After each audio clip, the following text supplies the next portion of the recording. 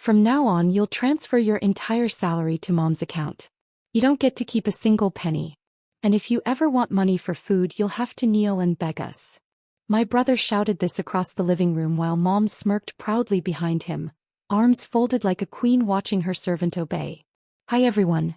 My name is Ava Rowan, I'm 31. And if you think I was about to bow to the same family that once borrowed my savings for emergencies and never paid it back, you're wrong. How far can family go before they become strangers in your own house?" The day started with coffee and ended with a financial ambush. They'd shown up unannounced, waving printed spreadsheets I'd never seen before. "Family contribution plan," they called it. "You earn more than us, Ava," Mom said sweetly. "It's only fair we manage your finances. You're terrible with responsibility." I almost laughed. I'd paid off their credit card debt, kept their electricity on, even covered my brother's rent when he lost his job. Again. Now they wanted my entire paycheck. "Give me your banking app," my brother ordered, holding out his hand. "Right now." I met his stare. No. The room went still. Even the ceiling fan seemed to stop. Mom's smile dropped. "Don't test us. You know we raised you. We deserve some return." I stood, slow and steady. "You're right," I said softly. "People should get what they deserve." They exchanged a look, victory flashing in their eyes. If only they knew what I meant, because while they were busy scheming, I'd already set up something that would make them kneel. That evening, I sat at my desk scrolling through 2 years of transactions.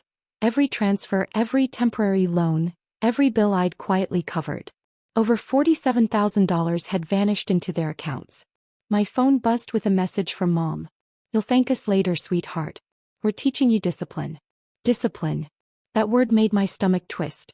I opened my work laptop and logged into the financial portal I designed for my company's digital security division. They didn't know my role wasn't assistant. I was the lead systems analyst, the person who could trace, encrypt, and lock down anything connected to an account. Even theirs. By midnight, I'd rerouted my salary into a new trust account under my foundation's name. Only I had access. Then I froze all secondary authorizations linked to their devices, the ones I'd set up years ago out of trust. Next came the surprise. I drafted an automatic alert through the bank's fraud department. Any attempt to withdraw funds from my old joint account would trigger an investigation. It wasn't revenge. It was protection. At 6:32 a.m., my phone buzzed with chaos. First Mom's text. "Ava, something's wrong with the bank. None of the cards work." Then my brother. "Did you mess with the accounts? Fix it now." I poured myself coffee, humming softly. By the time they showed up banging on my door, I was already dressed for work. Calm, collected, untouchable. When I opened the door, Mom's voice cracked with fury. "What did you do?" I smiled. "You told me to give everything to the family." "I did. I just made sure the definition of family was updated." They pushed past me into the living room like they still owned the place. My brother threw his phone onto the couch, the banking app flashing a bright red banner. "Account under fraud review." "What the hell did you do, Ava?" he barked. I sipped my coffee. Protected myself. Mom's eyes were wide with disbelief. "You froze our accounts. How dare you? That money kept this family afloat." I tilted my head. "You mean my money?" She flinched but didn't back down. "We're your parents. You owe us." That word, "oh," finally broke something inside me. Years of quiet obedience, endless sacrifice, invisible gratitude, all of it condensed into one sharp breath. "You owe me," I said quietly. "For every loan I never called back. For every night I paid bills you pretended didn't exist. For pretending love was a transaction." My brother laughed coldly. "You think this makes you powerful? You've just started a war you can't win." "Maybe," I said, reaching for my phone. "But I've already won the part that matters." On cue, his phone chimed. His face blanched as he read the message. "Fraudulent activity confirmed. Federal hold initiated. Please contact your branch immediately." I'd filed the report using my verified credentials as a systems analyst. The hold was airtight. "You can't do this," Mom shouted, her voice trembling now. "I already did," I replied, calm as glass. They stormed out moments later, slamming the door so hard the picture frame rattled. I didn't chase them. I just stared at the empty space they left behind and whispered, Boundaries aren't cruelty, they're survival. And this time I was done being their safety net. For 2 days silence. Then like clockwork the guilt campaign began. First came Mom's text. "We didn't mean to upset you, Ava. Family just needs to share. You're being dramatic." Then my brother called, his voice dripping with false calm.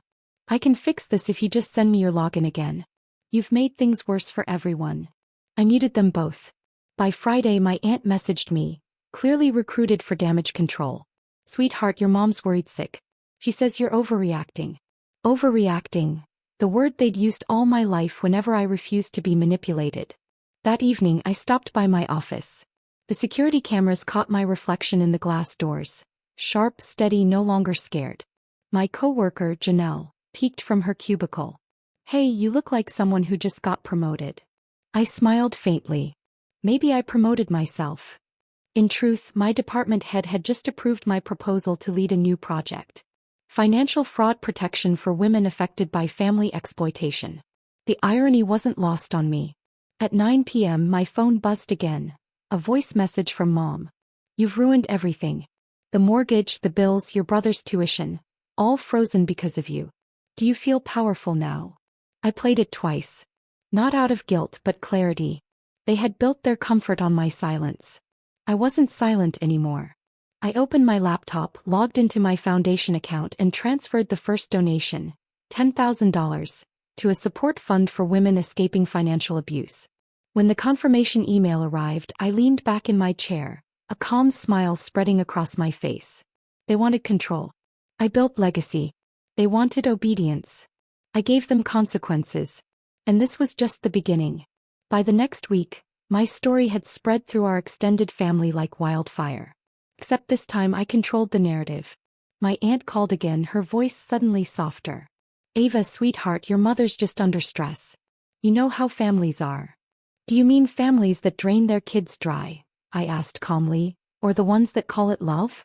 She didn't have an answer. At work, my project hit the front page of our company newsletter. Employee initiative helps dozens reclaim financial freedom. The same system that caught my family's tricks was now helping hundreds of women. My boss stopped by my desk smiling. "You've turned personal pain into public progress, Ava.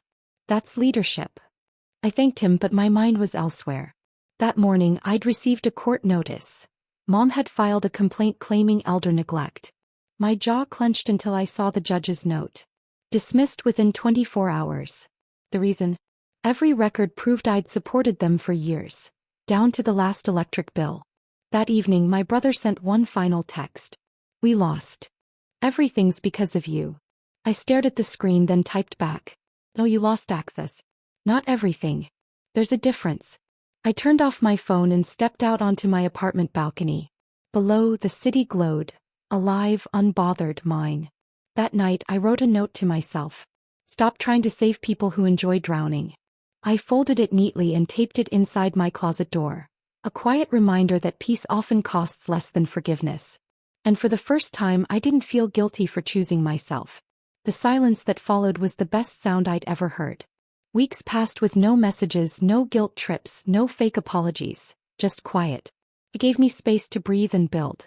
That same month, the nonprofit division of my project launched officially. We named it Balance Forward, dedicated to helping women protect their income from family exploitation. My inbox filled with stories like mine. Teachers, nurses, designers, all drained by relatives who called control love. At the launch event, a reporter asked, "What made you start this, Ava?" I smiled. Someone once told me I wasn't responsible enough to handle my own money. I decided to prove them right, by handling everyone else's better. The audience laughed softly, but behind that laughter was solidarity. That night when I came home, an envelope waited under my door. No return address. Inside was a single folded photo. Me, Mom, and my brother at a picnic from years ago. On the back, in Mom's handwriting, "We just wanted to feel secure. Maybe we went too far." For a moment the air felt heavy, like grief, not anger. I sat quietly, then tore the photo in half. Not out of rage but release. Some relationships don't need closure. They just need to stop taking space in your life. I burned the photo in a small dish on my balcony, watching the ashes swirl into the night sky. When the last ember faded, I whispered goodbye, for real this time. The next morning I transferred another donation from my foundation. This time in Mom's name. It wasn't forgiveness. It was peace on my terms. Months later, I was invited to speak at a financial empowerment conference in San Francisco. The theme, reclaiming control. The irony wasn't lost on me. Standing backstage, I took a deep breath, adjusting the mic clip to my blazer. I could almost hear my mother's voice echoing from years ago. Ava, you're too emotional to handle business. I smiled at the memory. She had no idea she was training me for this. When I stepped on stage, the applause hit me like sunlight. I told them my story, not as a victim but as proof that you can rebuild even after your own family burns the bridge. The room was silent when I said, "Control disguised as love is still control." Afterward, a young woman approached me, tears in her eyes. I thought I was the only one. "You're not," I told her. "And you never were." Her name was Jasmine, a single mother whose parents had stolen her savings under the promise of helping her budget. I helped her file the paperwork to secure her assets that same week. It hit me then. My pain had turned into purpose. That evening, I sat in my hotel room overlooking the glowing skyline. My phone buzzed. A message from an unknown number. "We saw you on the news. We're proud of you." No name. But I didn't need one. I knew it was Mom. For the first time, I didn't feel anger or satisfaction, just understanding. Sometimes people change too late. Sometimes they just change enough to let you move on. Either way, I finally had peace. A year later, I stood inside Balance Forward headquarters. A glass front office filled with light, laughter, and second chances. The walls were covered with framed letters from women who'd rebuilt their lives. Each one a quiet testament to what happens when control ends and freedom begins. Jasmine now worked beside me as program coordinator. "We just got approved for expansion," she said, grinning. "Seattle, Chicago, maybe even DC. I smiled, flipping through the proposal. "We'll reach more people than we ever thought possible." "Your story started it all," she said softly. I looked up at her. "No. Our stories did." That night, after the team left, I lingered alone in the office. The city lights shimmered through the glass, my reflection staring back. Not the frightened woman from a year ago, but someone grounded, steady, whole. My phone buzzed. A bank alert. Automatic transfer successful. $15,000 donation sent to Women's Education Fund. It had become a habit. Each time I remembered pain, I turned it into purpose. I poured a cup of tea, stepped onto the balcony, and let the cool night air brush against my face. In the distance, a familiar figure crossed the street. My mother. She glanced up, saw me, hesitated. Then she smiled, small, uncertain but real, before walking on. I didn't wave. I didn't need to. Some goodbyes are better left silent. I turned back toward the glowing sign on the wall. Balance forward. Protect. Heal. Rebuild. For the first time in my life, I understood the word family. It wasn't about blood or obligation. It was about who stood beside you when you stopped begging to be seen. And finally, I had found mine.